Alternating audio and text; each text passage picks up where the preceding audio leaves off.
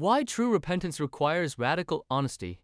According to ancient biblical parables, true repentance, as portrayed in ancient biblical parables, is far more than regret or outward correction of behavior.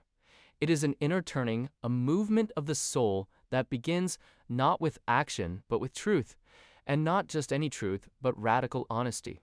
The kind that strips away self-deception, pride, and justification.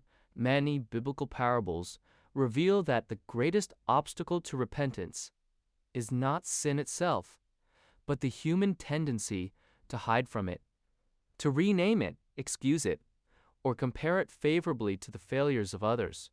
Without honesty, repentance becomes performance. With honesty, it becomes transformation. Consider the pattern that emerges across these stories. The moment of change always begins when a person sees themselves clearly, not as they wish to be seen, nor as others perceive them, but as they truly are. This moment is often quiet, even internal, yet it is decisive. It is the collapse of illusion. Radical honesty is difficult because it requires the surrender of control. To admit one's faults without defense is to stand exposed, not only before others, but before oneself.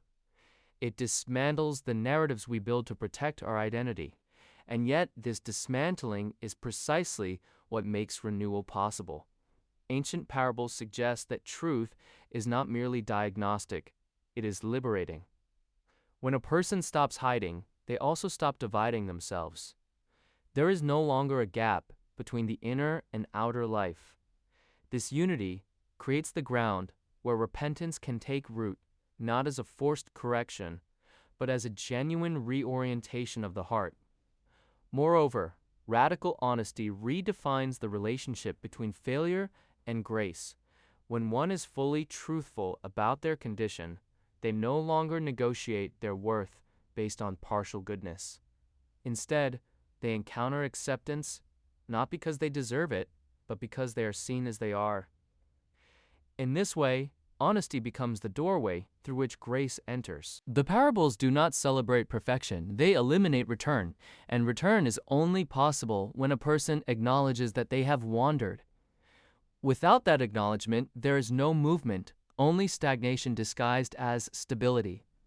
In the end, true repentance is not about becoming better in appearance, but becoming true in essence. It begins with a courageous act of self-recognition, a willingness to say, without distortion, "This is who I am." From that place, change is no longer an obligation, but a natural consequence. Thus, according to the wisdom embedded in ancient biblical storytelling, repentance is inseparable from radical honesty.